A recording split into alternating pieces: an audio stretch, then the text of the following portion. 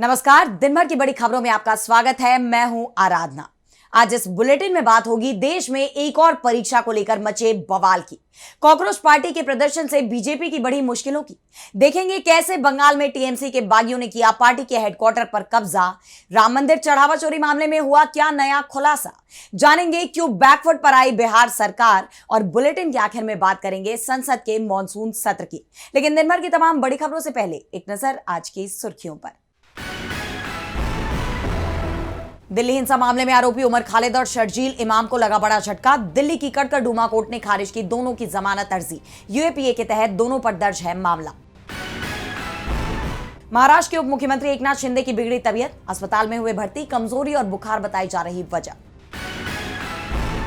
बिहार के बीजेपी विधायक राजू सिंह की जाएगी विधायकी। दिल्ली की अदालत ने हर्ष फायरिंग मामले में सुनाई बीजेपी विधायक को 4 साल की सजा।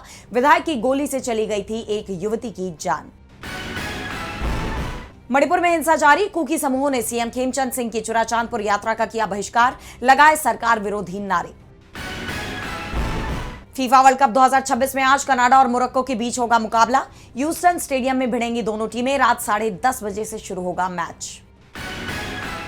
ये तो थी सुर्खियां। अब बात आज की सबसे बड़ी खबर की। पेपर लीक को लेकर देश में बवाल मचा हुआ है। युवाओं ने मोदी सरकार के खिलाफ पहले से ही मोर्चा खोला हुआ है। विपक्ष पूरे देश में इसे लेकर प्रदर्शन कर रहा है। शिक्षा मंत्री धर्मेंद्र प्रधान के इस्तीफे की मांग कर रहा है। प्रधान इस्तीफा नहीं देने का ऐलान कर रहे हैं। वहीं पेपर लीक की घटनाएं भी बीजेपी सरकार नहीं रोक पा रही है और अब तो पेपर चोरी भी होने लगे हैं। देखिए ये रिपोर्ट। मोदी राज में पेपर चोरी हो रहे हैं, लीक हो रहे हैं और अगर किसी तरह से परीक्षा सही तरीके से हो गई तो नतीजों में हेरफेर हो जाती है। पूरा का पूरा शिक्षा तंत्र ही सवालों में है। वहीं सरकार का ध्यान सिर्फ शिक्षा के भगवाकरण पर लगा हुआ है। नीट का पेपर लीक हुआ, इसे लेकर बवाल थमा भी नहीं था कि खबर आ गई कि महाराष्ट्र में टीईटी का पेपर लीक हो गया है। इस मामले के मास्टरमाइंड तक पुलिस पहुंचती तब तक खबर आती है कि मध्य प्रदेश में पेपर ही चोरी हो गया, जिसके चलते परीक्षा को रद्द करना पड़ा है। पेपर चोरी हुआ है मध्य प्रदेश की इकलौती सरकारी टेक्निकल यूनिवर्सिटी राजीव गांधी प्रौद्योगिकी विश्वविद्यालय यानी आरजीपीवी में। यहाँ यूनिवर्सिटी टीचिंग डिपार्टमेंट के artificial intelligence and machine learning के 4थे सेमेस्टर का पेपर था। लेकिन जब छात्र परीक्षा देने पहुंचे तो ऐन वक्त पर उन्हें पता चला कि परीक्षा तो रद्द कर दी गई है। परीक्षा शुरू होने से महज 10 मिनट पहले आनन फानन में पेपर कैंसिल होने से यूनिवर्सिटी परिसर में हड़कंप मच गया और बाद में खुलासा हुआ कि स्ट्रांग रूम की अलमारी से प्रश्न पत्रों के 9 बंडल गायब हैं, यानी पेपर चोरी हो गए हैं। जबकि स्ट्रांग रूम के दरवाजे को खोला ही नहीं गया, ना गेट का ताला टूटा। यहाँ तक कि कमरे के अंदर 12 अलमारियां थी, उसमें से सिर्फ एक ही अलमारी को खोला गया जिसमें पेपर रखे हुए थे। सुबह जब स्ट्रांग रूम खोला गया तो वो अलमारी खुली हुई थी और पेपर के 9 बंडल गायब थे। जैसे ही पेपर चोरी की खबर सामने आई, छात्रों ने हंगामा मचा दिया, कुलपति कार्यालय का घेराव कर दिया।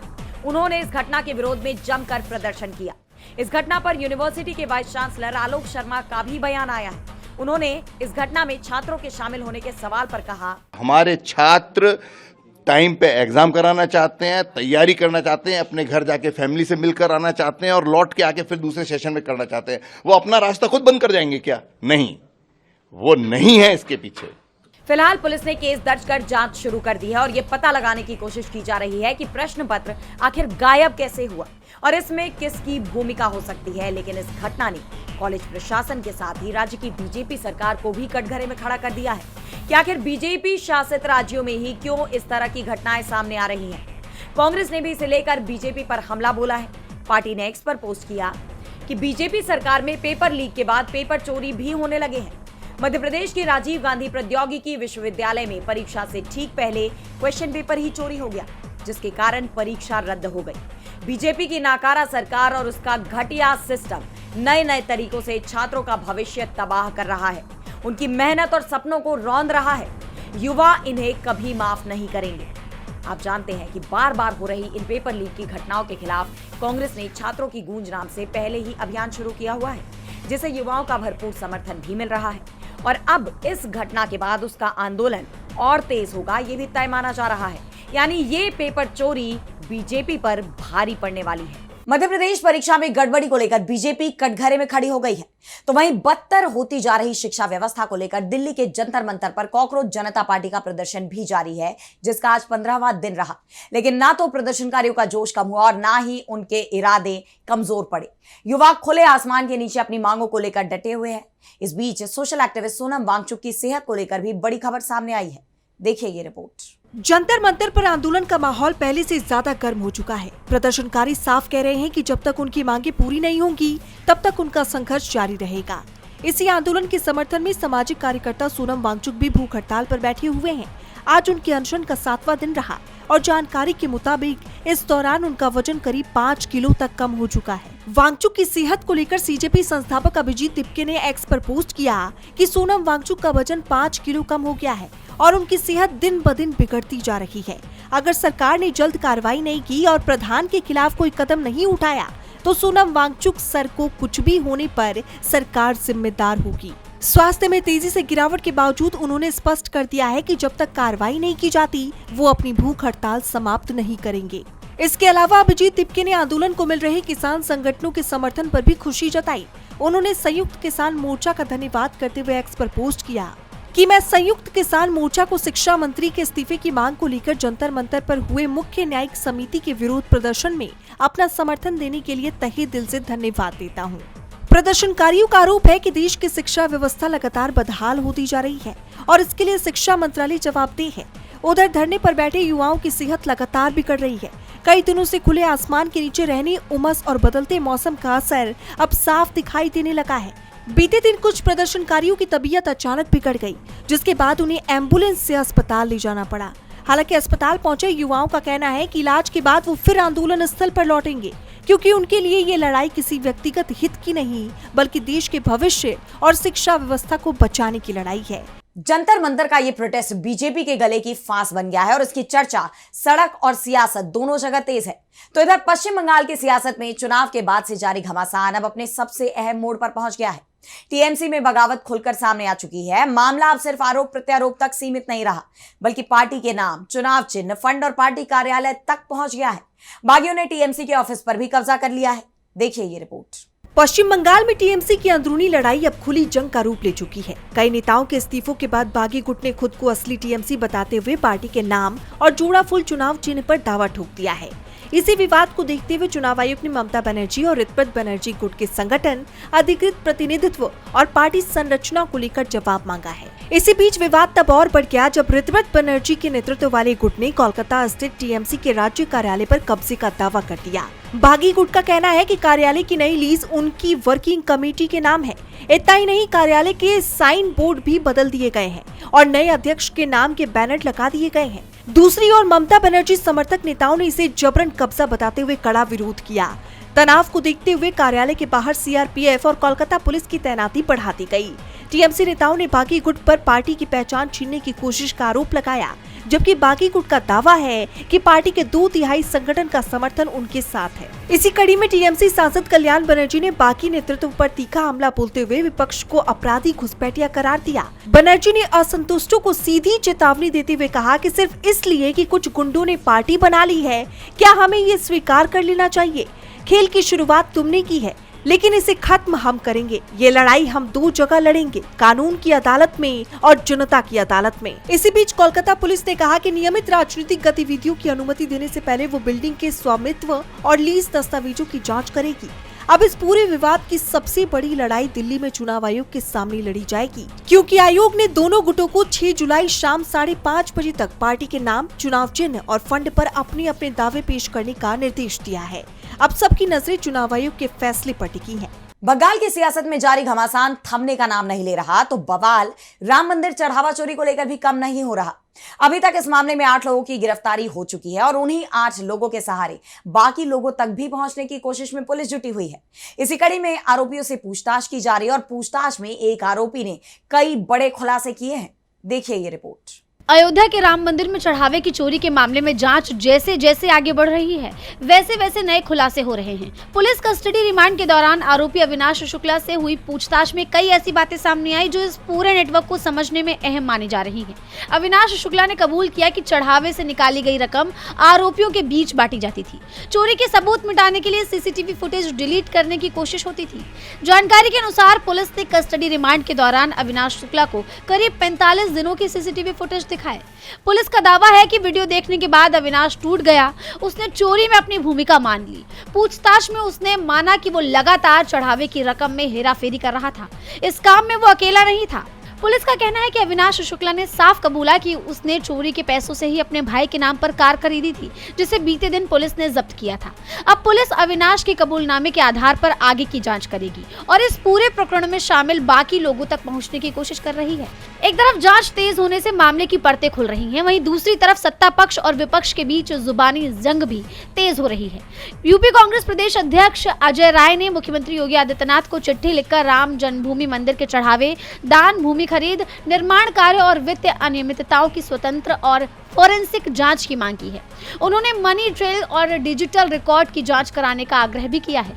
विपक्ष तो विपक्ष, अब सरकार के नेता मंत्री भी इस मामले पर खुलकर बोल रहे हैं। बीजेपी के पूर्व सांसद ब्रजभूषण शरण सिंह ने एक बार फिर अपने बयान से बीजेपी खेमे में खलबली मचा दी है। बीजेपी नेता ने कहा है कि मैं 4 साल पहले ही बोल चुका हूं और इसीलिए मैं आज तक श्री राम जन्मभूमि दर्शन करने नहीं गया, क्योंकि यहाँ पर पहले दिन से ही खेल चल रहा था। इन सब के बीच 6 जुलाई को राम मंदिर ट्रस्ट ने एक बैठक बुलाई है, जिसमें चंपत राय और अनिल मिश्रा के इस्तीफे पर विचार किया जाएगा। ऐसे में सबकी नजरें 6 जुलाई को होने वाली इस बैठक पर टिकी हुई हैं। देखना होगा कि बैठक से क्या कुछ निकलकर सामने आता है। एक तरफ राम मंदिर चढ़ावा चोरी मामले को लेकर सियासी बवाल थमने का नाम नहीं ले रहा, तो दूसरी तरफ बिहार की सियासत में भी काफी गहमा गहमी देखी जा रही है। राज्य की बीजेपी सरकार आरजेडी के नेताओं के खिलाफ एक के बाद एक फैसले लेती दिखाई दे रही है। पहले उसकी तरफ से पूर्व सीएम लालू यादव और राबड़ी देवी की सुरक्षा हटाई गई, फिर उन्हें सरकारी आवास खाली करने का भी नोटिस दे दिया गया। लेकिन आरजेडी नेताओं के भी तेवर सख्त बने रहे और अब सरकार ही बैकफुट पर आ गई है। देखिए ये रिपोर्ट। बिहार में सम्राट सरकार बैकफुट पर दिखाई दे रही है। सरकार ने अब पूर्व मुख्यमंत्री लालू प्रसाद और राबड़ी देवी को जेड श्रेणी की सुरक्षा देने का फैसला लिया है। इसमें 22 सुरक्षाकर्मी तैनात होंगे। 4 से 5 राष्ट्रीय सुरक्षा गार्ड होते हैं। इस सुरक्षा घेरे के तहत वीआईपी को एक एस्कॉर्ट कार भी दी जाती है। यहाँ दोनों नेताओं को दोबारा बुलेट प्रूफ गाड़ी भी उपलब्ध कराई गई है, जबकि इससे पहले उनकी Z+ सुरक्षा हटाते हुए पूर्व मुख्यमंत्री के नाते उन्हें NSG की सुरक्षा दी गई थी, जिस पर काफी विवाद देखा गया। आरजेडी ने इसे विपक्ष के खिलाफ राजनीतिक कार्रवाई करार दिया था। सुरक्षा में कटौती के विरोध में लालू प्रसाद यादव और राबड़ी देवी ने अपनी बची हुई सरकारी सुरक्षा भी लौटा दी थी। यानी बीजेपी सरकार अपने फैसले को लेकर बुरी तरह घिर गई और अब उसे अपना फैसला बदलना पड़ा है। इसे लेकर जब आरजेडी प्रमुख लालू यादव से सवाल किया गया तो उन्होंने कहा, की सुरक्षा भी दे दी फिर से। हाँ, क्या बैकफुट पर है सरकार? बैकफुट पर है। क्या लगता है उन्होंने गलती कर दिया है आप लोगों के साथ? बहुत किया है। चलिए, लालू यादव ने पहली बार इस मामले में चुप्पी तोड़ी है और ये कोई पहला मामला नहीं है जिसे लेकर आरजेडी ने बीजेपी पर सवाल उठाए हों। बीजेपी सरकार ने राबड़ी देवी से 10 सर्कुलर रोड स्थित सरकारी आवास भी खाली करवा लिया, वो घर जिसमें वो लगभग 20 साल तक रही। बीजेपी ने उनसे उनका वो आशियाना भी छीन लिया, जिसे लेकर आरजेडी की तरफ से बीजेपी पर आरोप लगाए गए थे। हालांकि आरोप प्रत्यारोप के सिलसिले के बाद आखिरकार उन्होंने वो आवास खाली कर दिया और अब लालू राबड़ी परिवार पटना के कौटल्या नगर स्थित नए आवास में रह रहा है। लेकिन जिस तरह सुरक्षा को लेकर बीजेपी सरकार बैकफुट पर आई है, ऐसे में सवाल ये भी उठ रहे हैं कि क्या आवास को लेकर भी सरकार अपना फैसला बदल सकती है। बहरहाल ये देखने वाली बात होगी। बिहार में सम्राट सरकार बैकफुट पर नजर आ रही है, जिसकी चर्चा तेज है, तो वहीं असम में भी बीजेपी के तेवर नरम पड़ रहे हैं। दरअसल बीजेपी पर पहले से ही देश की जनता को बांटने के, ध्रुवीकरण करने के आरोप लगते रहे हैं और अब खुद बीजेपी के नेता कह रहे हैं कि हमने ध्रुवीकरण का काम पूरा कर लिया है। और ये बयान किसी और ने नहीं बल्कि असम के सीएम हिमंता बिस्वा शर्मा ने दिया है, जिसके बाद बवाल मच गया है। देखिए ये रिपोर्ट। बीजेपी के फायर ब्रांड नेता और असम के सीएम हिमंता बिस्वा शर्मा ने एक बार फिर कुछ ऐसा कह दिया है जिस पर विवाद छिड़ गया है। उन्होंने कहा है कि असम को अब ध्रुवीकरण की जरूरत नहीं है, मैंने वो काम पूरा कर दिया है। यानी अभी तक तो विपक्षी आरोप लगा रहा था कि बीजेपी बांटो और राज करो की नीति पर काम करती है, वो जनता के बीच धर्म और जाति को लेकर नफरत का बीज बोती है। बीजेपी जनता के बीच ध्रुवीकरण की कोशिश करती है और अब सीएम शर्मा ने खुद इन सभी आरोपों पर मुहर लगा दी है। दरअसल एक कार्यक्रम में मुख्यमंत्री से जब पूछा गया कि क्या अगले 5 सालों में वो एक ज्यादा उदार चेहरा पेश करने की कोशिश करेंगे, तो इसके जवाब में उन्होंने जो कहा उस पर वो खुद ही फंसते दिखाई दिए। सीएम शर्मा ने कहा कि लोग एक ध्रुवीकरण वाला व्यक्तित्व चाहते थे और मैंने वो भूमिका निभाई। असम के मूल निवासियों में खोया हुआ आत्मविश्वास वापस जगाने के लिए राज्य को एक ध्रुवीकरण करने वाले चेहरे की जरूरत थी और मैंने खुद आगे बढ़कर उस उद्देश्य को पूरा किया। अब चूंकि लोगों को यह भरोसा हो गया है कि राज्य में एक ऐसी सरकार है जो केवल किसी एक समुदाय का पक्ष नहीं लेगी, इसलिए अब असम में ध्रुवीकरण की कोई जरूरत नहीं बची है। हालांकि उन्होंने अपनी बात को ये कहते हुए सही ठहराने की कोशिश भी की कि जो लोग पहले बिखरे हुए महसूस करते थे और उन्हें लगता था कि वे अपने दम पर सरकार बनाने की ताकत नहीं रखते, लेकिन अब हालात बदल चुके हैं। आज राज्य में कानून का राज है। एक बार जब हर कोई कानून का पालन करने लगता है तो मुझे रोज बोलने की जरूरत नहीं होती। मैं अब तभी बोलूंगा जब जरूरत होगी। लेकिन यहाँ जिस तरह उन्होंने माना कि वो असम में ध्रुवीकरण के उद्देश्य से ही आए थे, उसे लेकर अब कई सवाल उठ रहे हैं और ये कोई पहली बार नहीं है जब हेमंता ने इस तरह का कोई विवादित बयान दिया हो। उन्होंने विधानसभा चुनाव के दौरान मुस्लिम समुदाय के लोगों को टारगेट करते हुए कहा था कि जहां तक हो सके मियां समुदाय के लिए मुश्किलें पैदा करो। उन्होंने कहा था कि रोजमर्रा के कामों में इस समुदाय को परेशान किया जाए ताकि वो राज्य छोड़ने को मजबूर हो जाए। ये मामला तो कोर्ट तक पहुंचा था और अब जब उन्होंने खुलेआम माना है कि वो समाज को बांटने का काम करते हैं, ऐसे में इस पर भी बवाल बढ़ना तय माना जा रहा है। और अब बुलेटिन के आखिर में बात संसद के मॉनसून सत्र की। संसद के मॉनसून सत्र की शुरुआत कब होगी, ये सवाल बीते कई दिनों से पूछा जा रहा था और अब सरकार की तरफ से मॉनसून सत्र की तारीखों का ऐलान कर दिया गया है। और जैसे ही तारीखें सामने आई वैसे ही विपक्ष ने तमाम मुद्दे ये कहकर गिनवा दिए कि इस पर चर्चा होनी ही चाहिए। यानी साफ है कि इस बार के सत्र में सत्ता पक्ष और विपक्ष के बीच जोरदार बहस देखने को मिलेगी। तो क्या है ये पूरी खबर, देखिए इस रिपोर्ट में। संसद के मानसून सत्र में देरी हो रही है। लगातार सरकार पर ये आरोप लग रहे थे और अब मानसून सत्र की तारीखों का ऐलान कर दिया गया है। संसद का आगामी मानसून सत्र 20 जुलाई 2026 से शुरू होगा। संसद के दोनों सदनों की बैठक बुलाने को मंजूरी दे दी गई है। संसदीय परिपाटी के मुताबिक मानसून सत्र दोनों सदनों के संयुक्त सत्र में राष्ट्रपति के अभिभाषण के साथ शुरू होगा। दोनों सदनों में राष्ट्रपति के अभिभाषण पर धन्यवाद प्रस्ताव पर चर्चा भी कराई जाएगी। करीब 3 सप्ताह के इस मानसून सत्र में सरकार कई अहम विधेयकों को पारित कराने की कोशिश करेगी। केंद्रीय मंत्री किरेन रिजिजू ने ये जानकारी दी है। रिजिजू ने सोशल मीडिया प्लेटफॉर्म एक्स पर पोस्ट किया कि भारत सरकार की अनुशंसा पर राष्ट्रपति द्रौपदी मुर्मू ने संसद के दोनों सदनों को मानसून सत्र 2026 के बुलाने की स्वीकृति दे दी है। ये सत्र 20 जुलाई 2026 से शुरू होकर 13 अगस्त 2026 तक चलेगा, जिसमें राष्ट्रीय महत्व के मुद्दों पर सार्थक बहस, चर्चा और निर्णय लिए जाएंगे। वहीं ये जानकारी सामने आते ही विपक्ष ने सरकार को घेरने की अपनी पूरी तैयारी कर ली है, पूरी रणनीति बना ली है। विपक्ष ने कई ऐसे मुद्दों पर जोर दिया है जिस पर वो संसद में बहस चाहता है।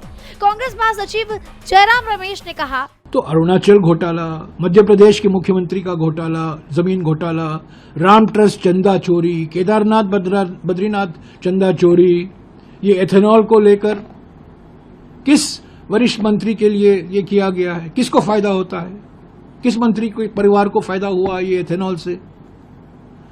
तो कई मुद्दे हैं, इस पर बहस होनी चाहिए। कांग्रेस नेता जयराम रमेश ने राम मंदिर चढ़ावा चोरी से लेकर विदेश नीति तक का मुद्दा संसद में उठाने और बहस करने की बात कही है। वहीं विपक्ष के तेवर को लेकर ये माना जा रहा है कि विपक्ष सरकार को घेरने की पूरी तैयारी में है। ऐसे में संसद में सरकार और विपक्ष के बीच जोरदार बहस देखने को मिल सकती है। तो आज इस बुलेटिन में इतना ही। आप देखते रहिए डीबी लाइव। नमस्कार।